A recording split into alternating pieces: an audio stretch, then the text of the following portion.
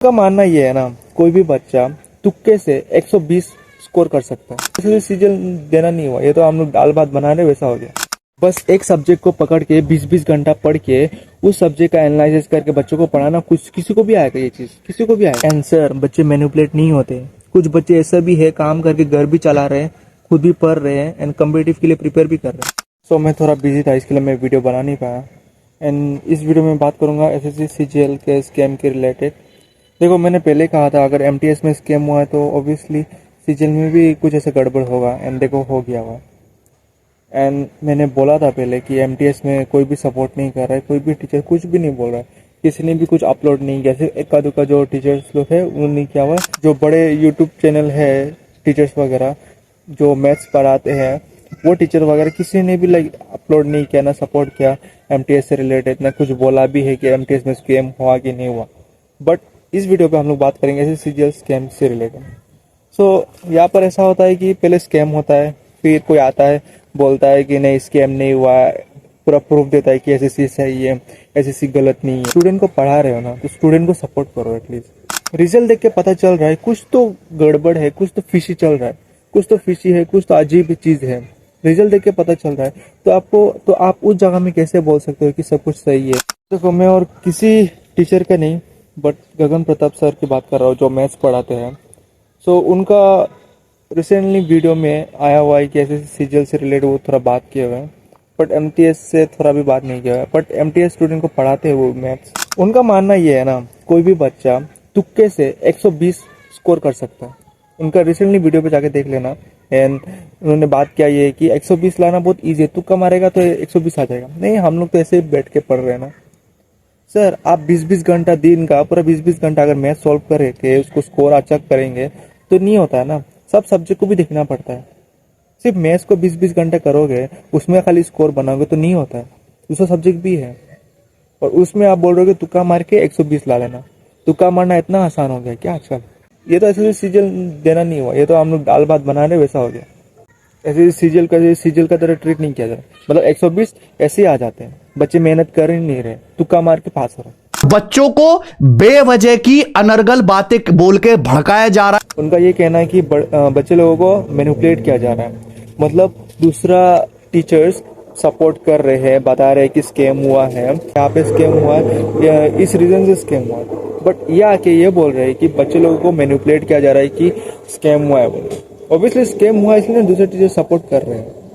तो आप कैसे बोल सकते हो कि बच्चे लोगों को मैनिपुलेट किया जा रहा है? अब बच्चे लोगों को मैनिपुलेट कैसे किया जाएगा ये बताइए? बच्चे क्या काल जन्म हुए हैं क्या कि दूध पीते बच्चे कि कुछ भी बोल दोगे मान लेंगे, कि उनका पास अकल नहीं है? भाई सीजीएल प्रिपेयर कर रहे हैं बच्चे, मैथ्स रीजनिंग जीके जैसे सब्जेक्ट को वो लोग पढ़ते हैं, तो उनको भड़काना इतना आसान है क्या?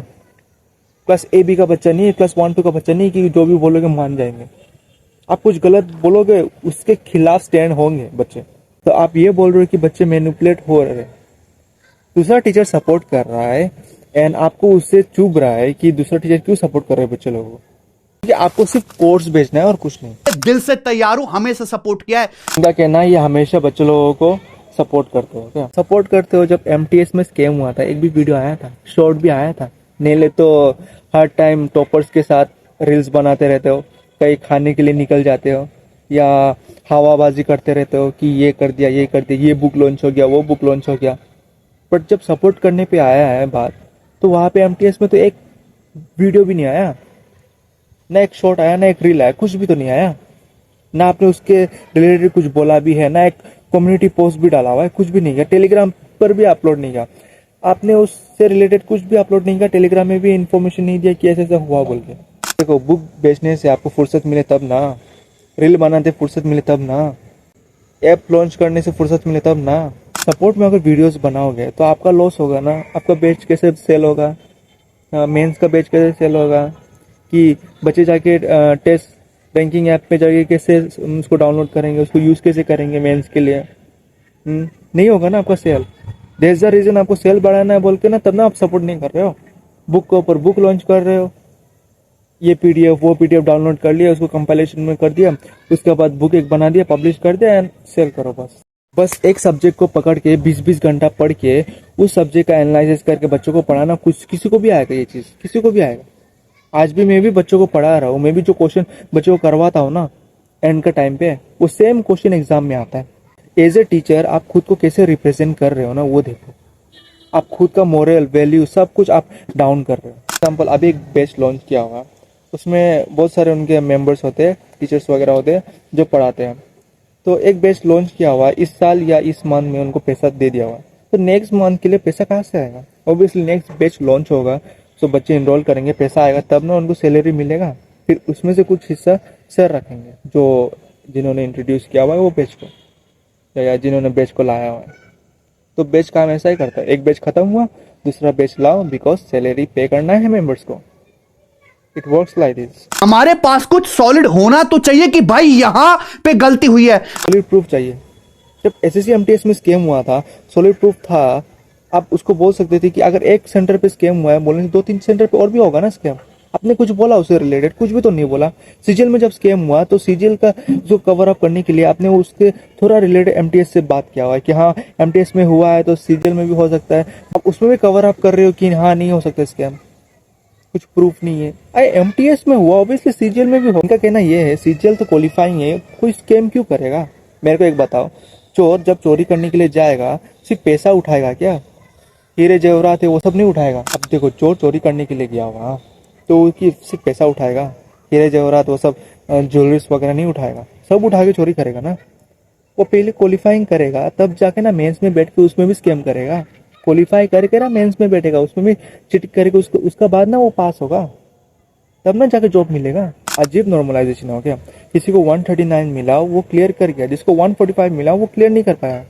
बहुत अजीब चीज है ये चीज। कि गलत तरीके से नौकरी लगवाई जा सकती, कुछ सैकड़ों बच्चों की, 50, 100, 150, 200 बच्चों की। एक बात बताए, सैकड़ों बच्चों का नौकरी स्कैम करके क्यों लगाना है? ये बताइए, स्कैम ही क्यों करना है? उसको एक ट्रांसपेरेंट रखो, क्लियर रखो कि कोई भी बच्चा प्रिपेयर कर रहा है उसको एक ट्रस्ट हो कि हाँ मैं कर सकता हूँ, उसको ये डिसबिलीव ना हो कि मेरे साथ भी स्कैम होगा बोल के। एसएससी एमटीएस का नॉर्मलाइजेशन मार्क्स आना अभी भी बाकी है, एंड आई नो उसमें भी कुछ लोचा होगा, अभी तक आया भी नहीं है। एंड कोई भी टीचर उससे रिलेटेड कोई भी वीडियोस नहीं बनाएगा, आई नो दैट। एंड मुझे पता है एसएससी से एग्जाम से रिलेटेड अभी सिर्फ एग्जाम नहीं रहा, ये एक बिजनेस बन चुका है। बड़े बड़े जो प्लेटफॉर्म में बैठे हुए हैं उनका बस काम ये है पैसा छापना। सर बच्चे मैनिपुलेट नहीं होते, कुछ बच्चे ऐसा भी है काम करके घर भी चला रहे हैं, खुद भी पढ़ रहे हैं एंड कॉम्पिटिटिव के लिए प्रिपेयर भी कर रहे हैं।